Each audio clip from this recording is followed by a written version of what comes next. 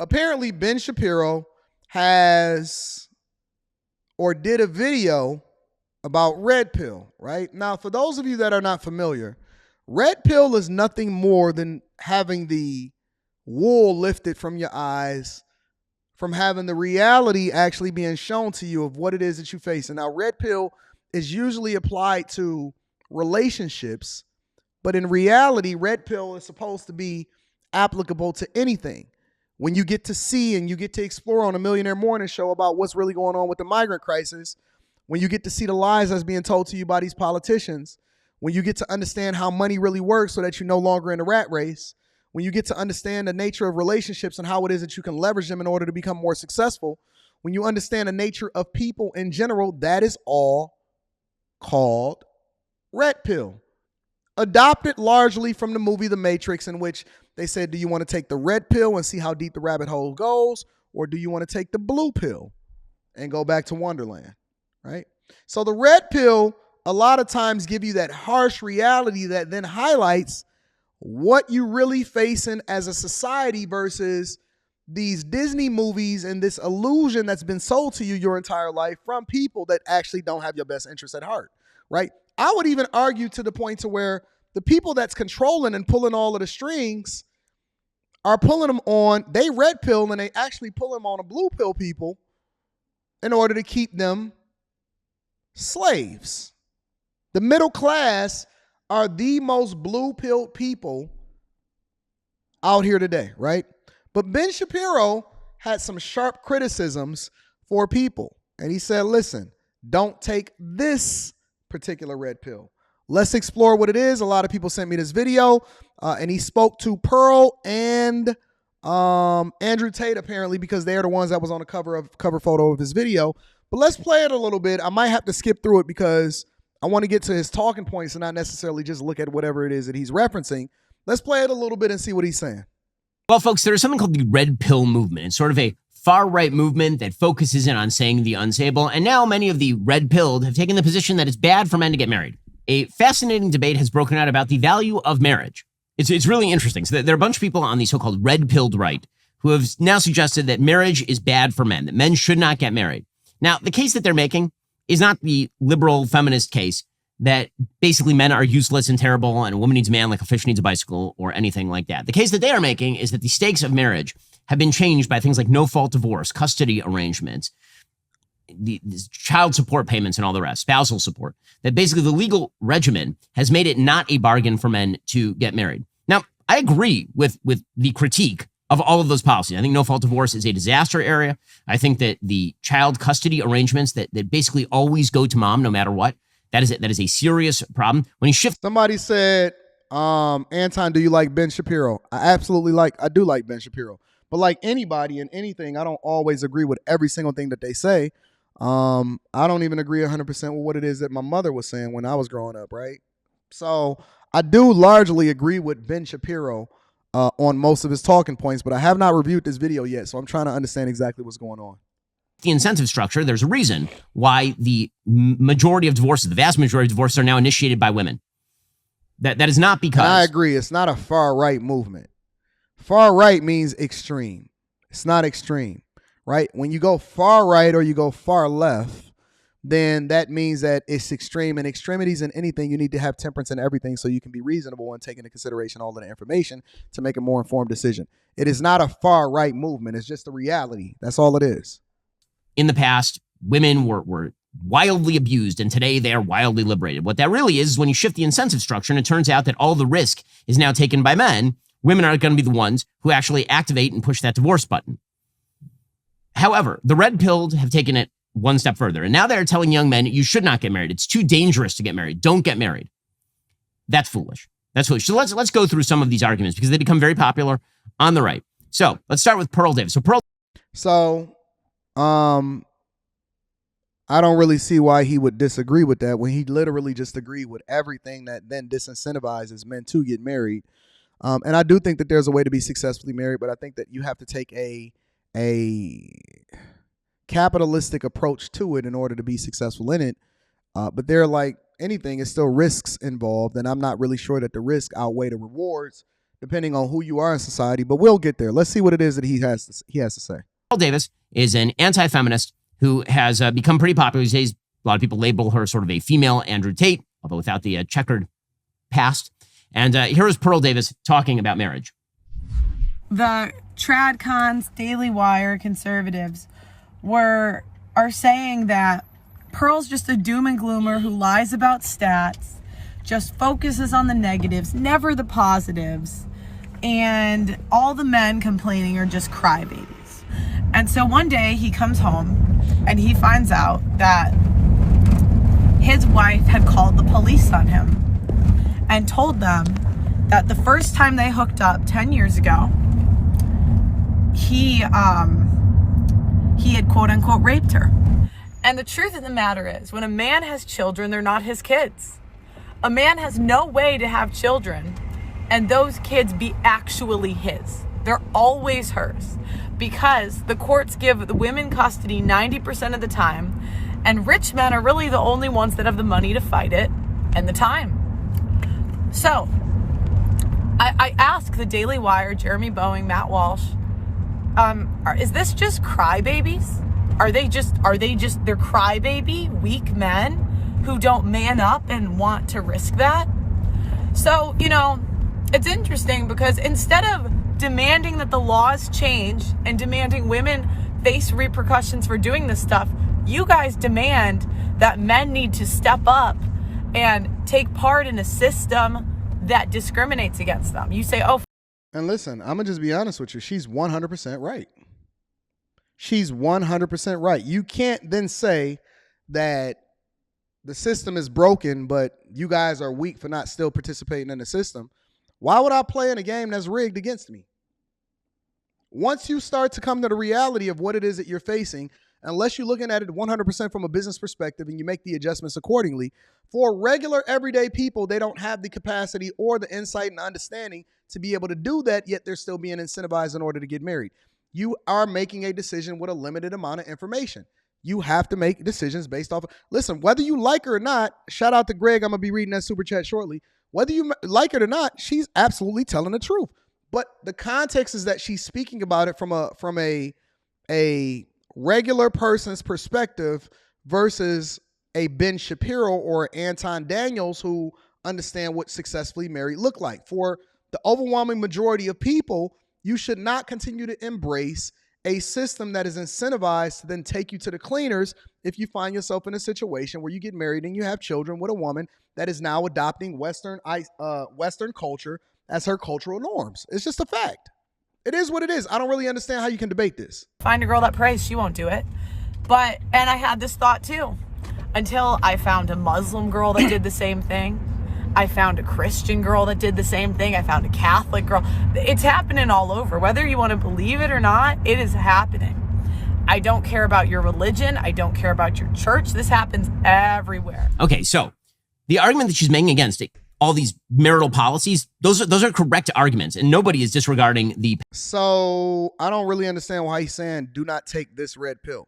He literally just agreed with her, but I want to hear his context. Of men who have been wrongfully victimized under these circumstances where the incentive structure is completely stacked against them. That is true. However, the benefits of marriage are still unbelievable.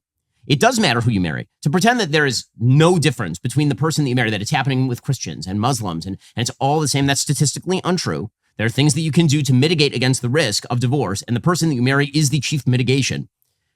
The truth is that in the Jewish community, we always have a backup plan in the sense that every marital contract is a prenup. Every marital contract is a prenup, right? A Jewish ketubah is a prenup. It guarantees certain levels of spousal support, for example. If you give a get, then it makes prior arrangements and all the rest. But one of the throwing out the baby with the bathwater is not the solution. So how about both? How about we revise the system of law? But also, in the meantime, you do need to find a spouse and get married to her. And if what do you mean in the meantime? Listen. I think that Ben Shapiro is one of the most intelligent people, and he's been one of the most, the greatest debaters that I've seen on the internet as far as some of the different clips and the different people that he's had debates with. But you cannot tell somebody work on a law, but in the meantime still do something that then is stacked against you. What are you talking about? Listen. We could do, and he skipped over that part real quick. Listen, we can work to change the laws, but in the meantime, you should still get married.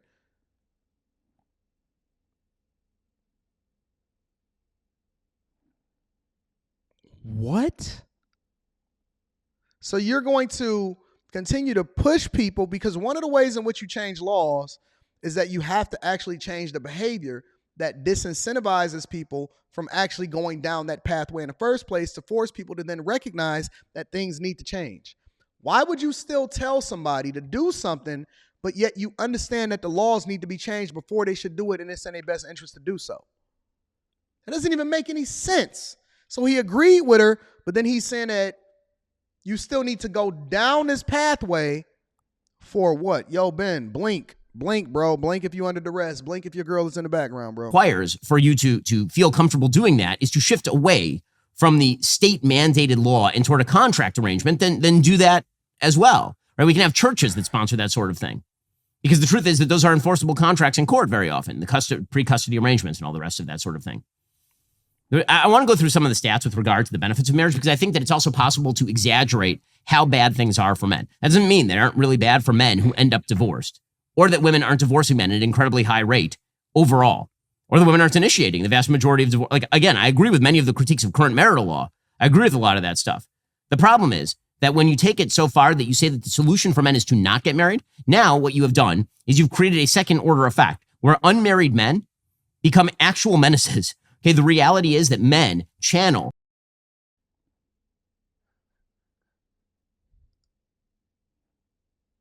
So if a guy doesn't get married, then that means that he becomes a menace. If a guy doesn't get married, he then becomes a menace. Let me rewind that really quickly just to make sure that we all on the same page. The critiques of current marital law. I agree with a lot of that stuff. The problem is that when you take it so far that you say that the solution for men is to not get married, now what you have done is you've created a second order effect where unmarried men become actual menaces. Okay,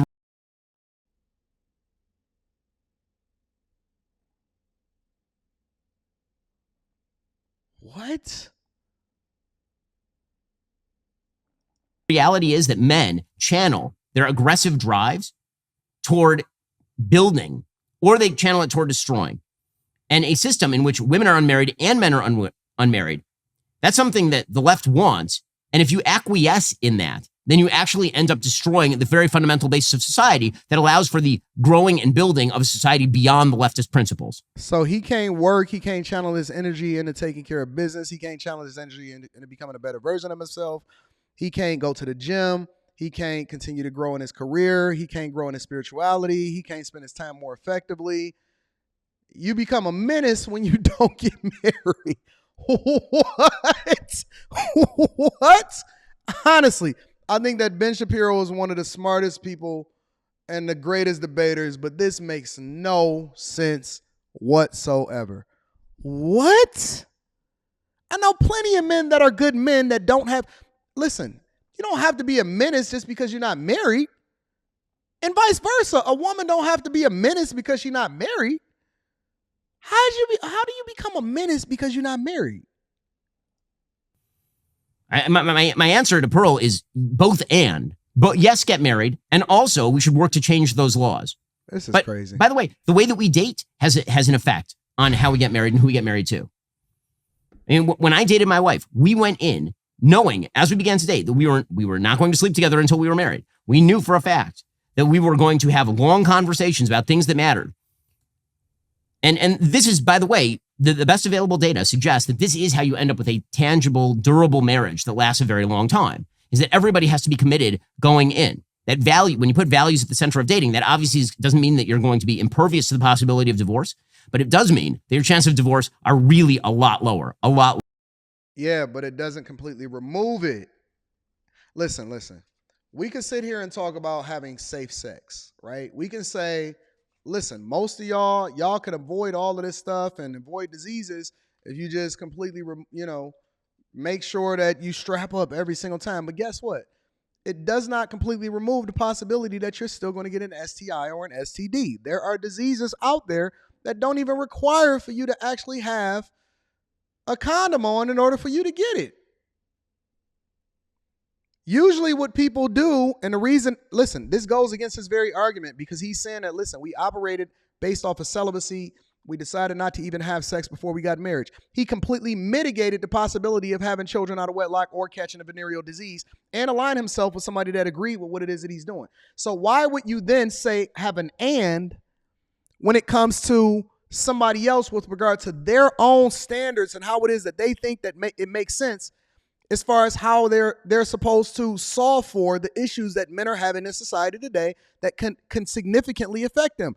Ben completely removed himself. He didn't do and when it came to dating his wife. He didn't date her and have sex with her at the same time. He completely removed himself from it in order to prevent himself from making a bad decision or doing something that wasn't going to be in his best interest. But he's telling you in a different scenario or a different circumstance to have an and in order to substantiate his argument that does not make sense. If it does not work for you, if it does not align with the direction that you're going in, you have to have a hard stop and a stance against it until it changes. Otherwise, you're continuing to feed into the very system that's creating this outcome that's not ideal for men. Am I the only person that's I'm open to the possibility that I'm wrong. I'm open to the possibility that I'm wrong, but I doubt it. Why is it a and with regard to other people's standards, but it's a or when it comes to what you stand for? Lower. Now, I don't want to rip on Pearl here, and I don't think I am ripping on Pearl, frankly. But there are a bunch of other people who are making similar claims. So, for example, Brian Atlas was on the Whatever podcast, and here he was talking about marriage. Would you consider a prenup? Prenups are regularly thrown out all the time. They're typically non-enforceable, especially the longer the marriage goes on, the less likely they are to be enforced. Men get absolutely destroyed in marriage and in divorce. Financially, when it comes to the kids, women are more likely to get custody. And then also, if you do get a divorce, the financial cost of just getting the attorney, getting all that involved. If it's a contested divorce, you're going to spend mid 5 figures, 6 figures on attorneys. And you got to pay for her attorney too. 50% of marriages end in divorce. 80% of divorces are initiated by women. 90% if she's college educated. 90% of child support payments go from men to women. 97% of alimony payments go from men to women. You know, you have no fault divorce. So a woman can cheat on you. She can still get half her shit. Okay. Again, a lot of what he's saying is true. The stats on marriage are not completely true. I'll go through those in just 1 second. Again, the rip on the divorce law is a good rip. It is a fine rip. And the answer is not for men to avoid marriage. The answer is for... I don't really understand his position on this. The name of this video says, do not take this red pill. He's agreeing with all of the stats. He's agreeing with the rip on the court system with regard to how it is that it treats men, especially with regard to divorce. He's agreeing largely with everything that these people are saying, but then he says right after that, but it doesn't mean that you shouldn't do it. So if the odds are stacked against me at the casino, you're going to tell me not to gamble, right? And if I do gamble, go there to have fun, but don't necessarily go there looking to make money. And if you do make a little bit of money, take what it is that you can lose, that you can afford to lose, right? You're not going to tell me to go over here and stake my entire life on a casino on red, right? Because the odds are still infinitely in the casino's favor. Am I missing something? I don't really understand why he chose to die on this hill or why he chose to address this. He must have a huge female audience. For men to find a good woman to get married to who is committed to values. Yes, of course, marriage is a risk. Of course it is. And that risk is disproportionately borne by men at this point. That is true also. But is the reward worth the risk? The answer, in a huge majority of circumstances where both people are committed, like say, share Christian values, for example, the risk is I don't even think he believes in what he's saying because he's never talked like this with a lack of confidence, and he's never stuttered to this point to this effect when he's trying to make a point. Listen to how he's talking. This is not even what Ben Shapiro talked like. The risk is worth it. Is the basic principle. Again, these arguments are made not just by people. How? Tell us how the risks are worth it. For regular, everyday, average people, not for the rich people, not for poor people, because I had this conversation yesterday of what it is that you should be vetting for. I need to understand how he's arguing against it and that the risks are worth it if he agrees with all of the talking points with regard to it. People like this, Andrew Tate has made the same sorts of arguments. Here's Andrew Tate talking about how men don't benefit from marriage. I think it's a fantastic environment. And I think in an idealistic world, that's the way it would be. I think the reason it's not happening today is that I don't think many men actually benefit from marriages or relationships anymore. And people are always going to have to. And he didn't say all, he said many men, but let's continue. Require some degree of incentive. I think that we've set up the world now in a way where men are seen as worker droids. They're expected to go work all day, come home, clean up as well, share the cleaning with the woman, no meal prepared for them, not have any authority over the household, and just be a worker droid and be a sad. And I don't think that many people understand that men are intrinsically wired to desire respect amongst our peers and in our environments. This is why CEOs work so hard, because they get respect in their company. Okay, so again, I don't disagree with much of what he is saying, but the solution, very often with the red pill kind of movement, the diagnosis is correct and the solution is wrong. That happens very, very often in this sort of movement. I want to talk to you about Daily Wire's most trusted privacy partner and premier sponsor of this show. I am confused. I really don't understand the position that he's trying to take on this. I'm very, very confused. Let me see if I can get a little bit more out of this in order to understand what he's trying to say. Productivity. Sleep is the foundation of our mental and physical health and performance in our reported that they were expected to be in charge of the household duties and still work a job. I want to hear what they Ben had to come up. You can't split up who handles the dishwasher is nuts. And comparing marriage to roommates, college roommates, yes, because you don't expect to be roommates with your roommate for the rest of your life and have children with them, generally speaking. A marriage is not supposed to be a contractual arrangement. I don't know what Ben Shapiro was talking about. I don't know why he chose to die on this hill. I don't know who at the Daily Wire. I know he's owner or part owner of the Daily Wire. I don't know who put him up to this, but this is quite possibly one of the worst takes that Ben Shapiro has ever taken. I've never seen him make a worse video. Sound crazy.